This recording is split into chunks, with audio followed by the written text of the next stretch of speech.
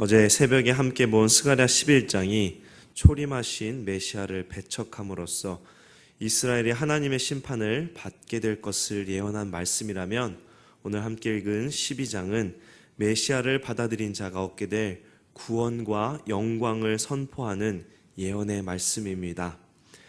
1절은 경고의 말씀을 하시는 하나님에 대하여 여호와 곧 하늘을 펴시며 땅에 터를 세우시며 사람 안에 심령을 지으신 이라고 설명합니다. 하나님께서는 우주 만물을 지으신 창조주이십니다. 1절은 이 창조의 하나님을 강조하고 있는데요. 여호와 하나님께서 어떤 분이신가에 대한 인식은 매우 중요합니다. 우리는 하나님께서 누구신가에 대한 확신으로 말미암아 닥쳐오는 어려움과 고통 가운데서도 하나님을 의지하고 승리를 확신할 수 있기 때문입니다. 하나님께서는 세상과 사람을 창조하셨고, 그 창조의 하나님께서 이스라엘의 승리를, 그리고 지금 우리에게 승리를 약속하셨습니다. 2절의 말씀은 열국의 백성들이 예루살렘을 에워싸고 핍박하려다가 오히려 자신들이 하나님의 진노의 잔을 마시고 비틀거릴 것이라는 열국에 대한 심판 예언입니다. 예루살렘은 열국의 눈에 누구나 쉽게 마실 수 있는 술잔, 쉽게 정복할 수 있는 약한 성으로 보입니다. 예루살렘 성은 작은 성이며 이 성을 포위하여 공격하는 민족들은 그 수와 힘에서 예루살렘과 비교할 수 없을 정도로 많고 강합니다. 그러나 전쟁의 결과는 작고 연약한 예루살렘이 크고 강한 열국의 군대들을 이길 것입니다. 이 연약한 예루살렘이 사면 모든 민족에게 취하게 하는 잔이 될 것이기 때문입니다. 예루살렘이 어느 정도 파괴되며 그 백성이 고난을 당하는 것은 사실이지만, 예루살렘은 더 이상 그 잔을 마시지 아니할 것이며 그 잔은 열국들에게 옮겨질 것입니다.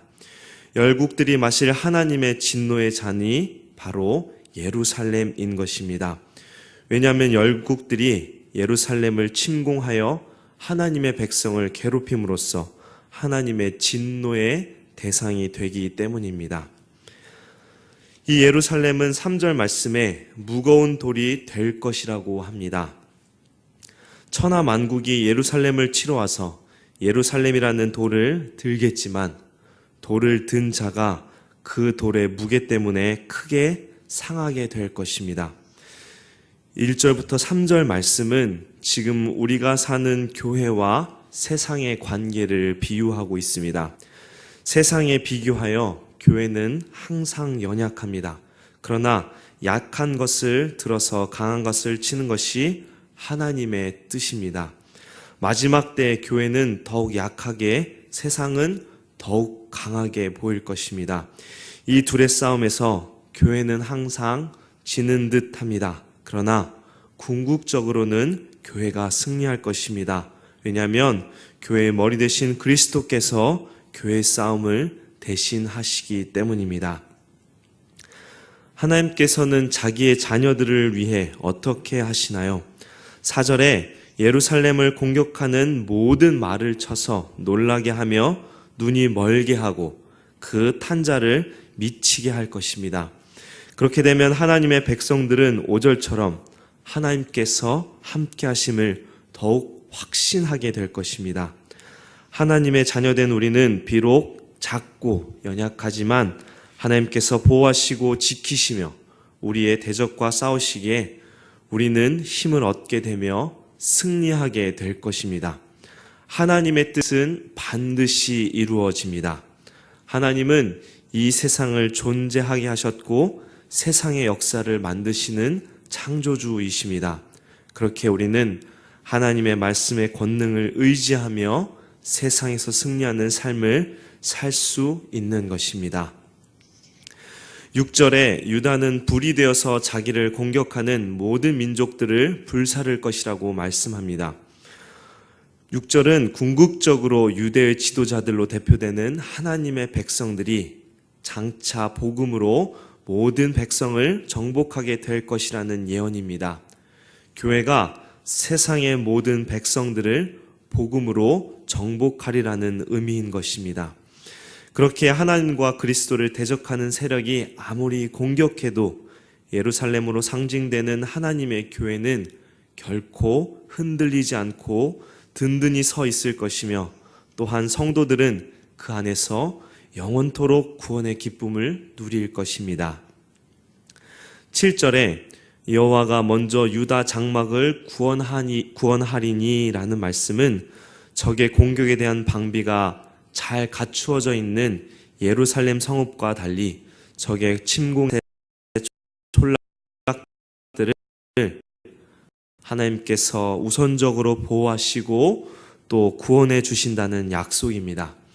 하나님께서는 연약한 이들을 먼저 돌보시며 지키셔서 원수가 공격하여도 끄떡없는 확고한 반석이 되어 승리하게 하십니다. 하나님은 성도들을 자기 눈동자같이 지켜주시니 우리는 악한 대적들과의 싸움에서 있어서도 구원을 확신할 수 있습니다. 7절에 다윗의 집의 영광과 예루살렘 주민의 영광이 유다보다 더하지 못하게 하려 함이니라는 말씀의 뜻은 하나님께서 연약하고 비천한 자들을 먼저 구원하시기 때문에 왕족이나 또 부귀한 자들이 교만에 빠지거나 쓸데없는 자랑을 할 수 없게 하시겠다는 의미입니다. 하나님의 구원은 빈부귀천이 아무 의미가 없습니다. 하나님의 구원은 오직 조건 없이 주시는 놀라운 은혜이며 놀라운 사랑입니다. 8절의 그날은 악한 대적의 세력이 파멸당하고 하나님의 백성들이 복음의 승리를 거두는, 그리스도께서 심판주로 오셔서 원수들을 완전히 멸하시고 성도들에게 최종적 승리를 안기는 때입니다. 바로 이날에 하나님께서는 자기의 선택한 모든 백성을 보호하시기에 비틀거리며 넘어지려는 약한 자가 거인 골리앗을 이긴 다윗처럼 강한 자가 될 것입니다. 실로 우리는 연약한 존재이지만 하나님은 전능자이십니다.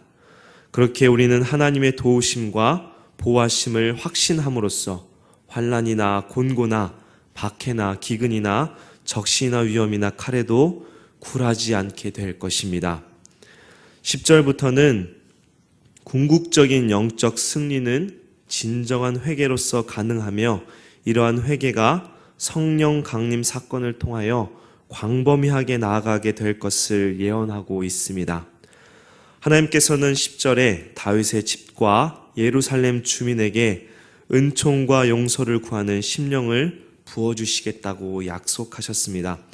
그러므로 그들이 배반했던 하나님을 바라보며 독자를 잃은 것처럼 애통해하며 통곡하였습니다. 히브리인들에게 있어서 상속권을 승계받을 장자나 또 독자의 죽음은 그들에게 있어서는 최고의 슬픔거리입니다. 10절 말씀의 뜻은 자신들의 죄를 회개하며 애통해야 할 성도들의 슬픔이 이것과 비견될 정도로 클 것이라는 것을 뜻합니다. 또한 이 회개는 11절에 무깃도 골짜기에서 요시야 왕이 죽었을 때 유다 온 백성이 통곡하였던 것처럼 큰 애통이 있을 것이라고 말씀합니다.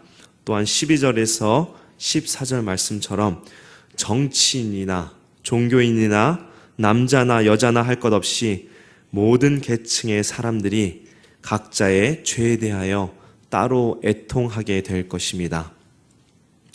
하나님의 회개는 심령을 조금씩 주시는 것이 아니라 넘치도록 부어주십니다. 그러므로 하나님의 백성은 자기들의 심령이 하나님의 은혜의 강물에 잠겨 철저하게 변화되는 것을 경험하게 됩니다.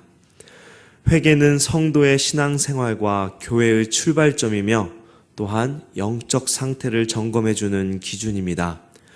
우리는 항상 하나님께서 주시는 은혜를 기뻐하며 감사하는 생활을 하기 위해서 먼저 우리와 하나님 사이를 가로막고 있는 우리의 죄에 대한 진정한 회개가 먼저 있어야 함을 기억해야 합니다. 그리스도께서는 우리의 죄를 위하여 십자가의 고통을 당하셨습니다.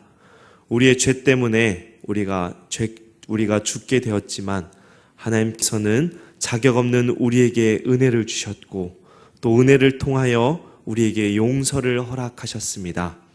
이 용서 때문에 우리는 하나님과 깨어진 관계를 회복하게 되었고 하나님께서는 이제 우리의 하나님이 되신 것입니다.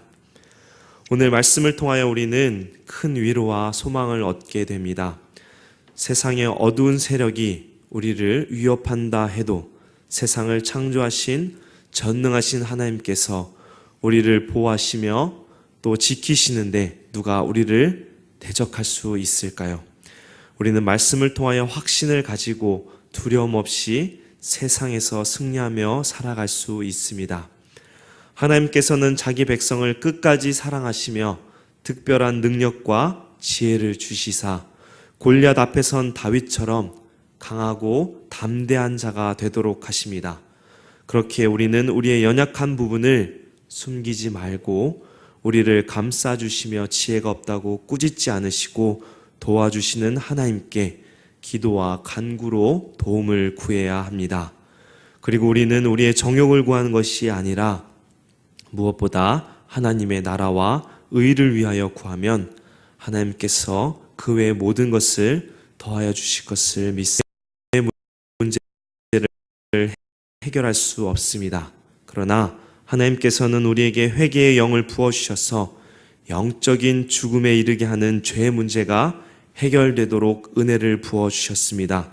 그렇기에 우리는 우리의 삶에 구원의 은혜를 베푸신 하나님께 영광 돌리는 삶을 살도록 우리에게 주신 말씀을 실천하며 또 우리에게 주신 구원의 기쁨을 온 세계에 전하는 선교에 앞장서는 성도 되길 주님의 이름으로 축원합니다. 기도하겠습니다.